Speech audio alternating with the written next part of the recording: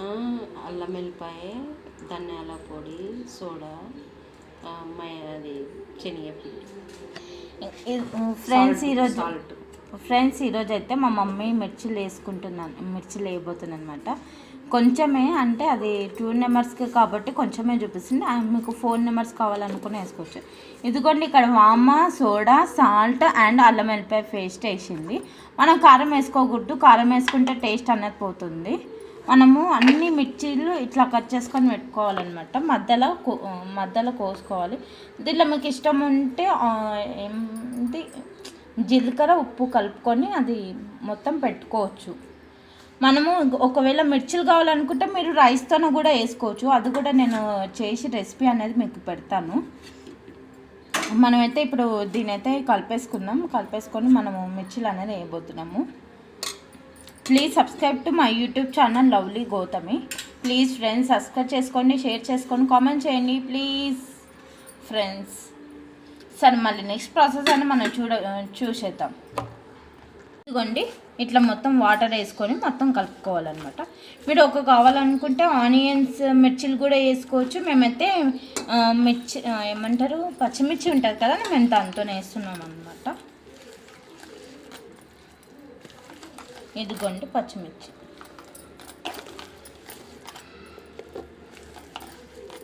మనము ఇది మిర్చిలు వేసుకుంటే కొంచెం వాటర్ లాగా వేసుకొని చేసుకోవచ్చు. ఇంత గట్టిగా తడిపితే మళ్ళీ గట్టిగా అయిపోతుంది.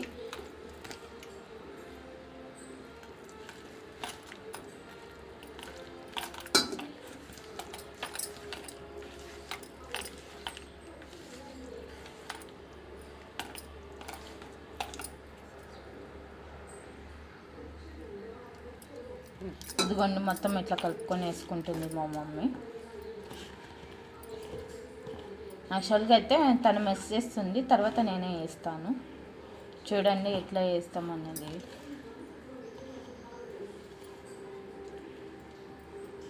మనం టేస్ట్ కూడా చూసుకోవాలి. సాల్ట్ ఎంత అయింది, తక్కువ అయిందా, ఎక్కువ అయిందా అని చెప్పేసి. మా మమ్మీకి అయితే సరిపోయింది సాల్ట్. నేనైతే మిర్చిలు అయితే తినను, జస్ట్ మా మమ్మీ కోసం అని నేను వేస్తున్నాను. ఇట్లా వేసుకుంటున్నాం అనమాట. చూడండి, ఇది మొత్తం మీట్ అయిందో తెలుసుకోవడానికి మనం ఇట్లా వేసుకొని.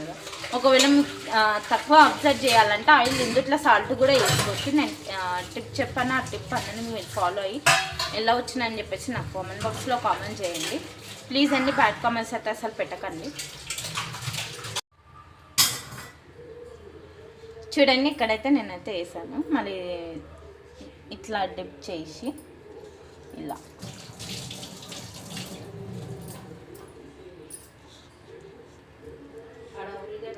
ఇదిగోండి, ఇలా డిప్ చేసి ఇలా వేయాలన్నమాట.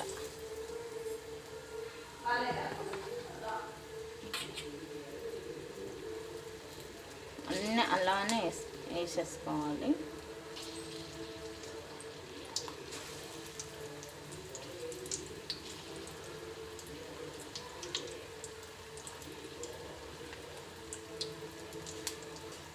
ఇదిగోండి, మీరు జాగ్రత్త వేసుకోండి. నాకు ఇదైతే ఆయిల్ పడింది.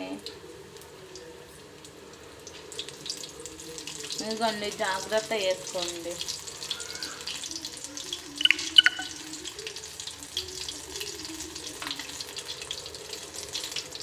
మనం దానిలో సరిపోయినంత వేసుకోవాలన్నమాట. నేనైతే సరిపోయినంత వేసుకుంటున్నాను.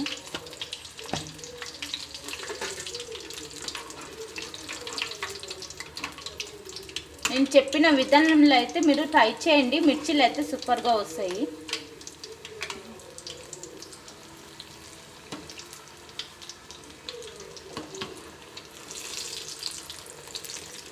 ఇప్పుడు వర్షాకాలం వచ్చినప్పుడు వర్షం పడుతుంటే ఇంట్లో మిర్చిలు వేసుకొని తిన్నామంటే ఆహా అనాల్సిందే అండి. ఇంకా నేను వర్షానికి ఇక్కడ వేడి తగులుతుంటే అసలు మిర్చిలు అయితే తినబుద్ధి అవుతుంది. నేనైతే ట్రై చేశాను, వర్షం పడుతుంటే నేనైతే మా మమ్మీ అదే టైంలో మిర్చిలు వేసింది. సూపర్గా ఉంటుంది. యాక్చువల్గా అయితే మా 1947లో అట్లా అప్పుడు మా నాన్నమ్మ వాళ్ళ ఏజ్లో ఉన్నప్పుడు ఏమంటారు, మా తాతయ్య అయితే తలకాయ కూర తెస్తున్నానంట. వర్షం పడినప్పుడు తెస్తున్నాను అనమాట. అప్పుడు తింటే సూపర్గా ఉంటుంది. వర్షం పడుతుంటే తలకాయ కూర వేడి వేడి అన్నం అని చెప్పేసి. ఎంతైనా వెంకటి కాలం వంటలే వేరు కదా అండి.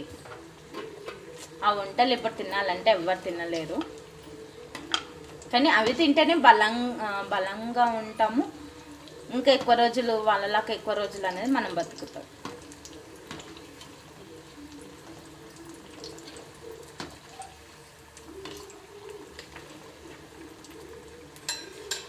అట్లయితే ఈ మిర్చిలు అనేది రైస్తోనూ కూడా వేసుకోవచ్చు. నేను ఆ రెసిపీ అనేది మీకు నేను త్వరలో పెడతాను. ఖచ్చితంగా ఆ రెసిపీ ట్రై చేసి ఎట్లా ఉందో చెప్పండి. అప్పుడు ఏంది ఇప్పుడే చెప్తుంది ఏంటి అని అనుకుంటున్నా. అవునండి, చెప్పాలి కదా అండి. నేనంతా రైస్తోనే రెసిపీ అనేది మీకు చూపిస్తానండి, కంపల్సరీగా చూపిస్తాను. కానీ అది బ్లాగ్ వచ్చేసి 2 డేస్లోనే రిలీజ్ చేసేస్తాను.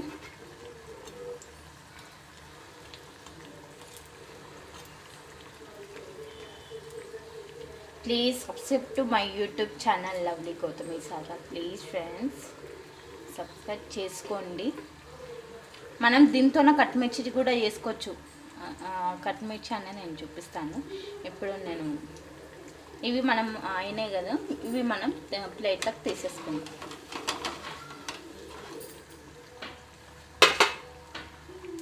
ఇదిగోండి ప్లేట్ అయితే ఉంది.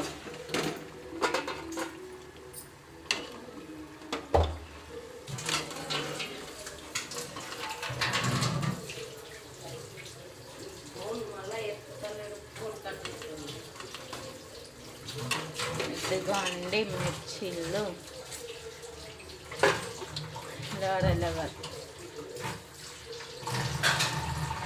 ట్రై చేసి ఎలా వచ్చాయని కామెంట్ బాక్స్లో కామెంట్ చేయండి. ఒక లైక్ చేయండి, షేర్ చేయండి. Subscribe to my YouTube channel lovely Gautami.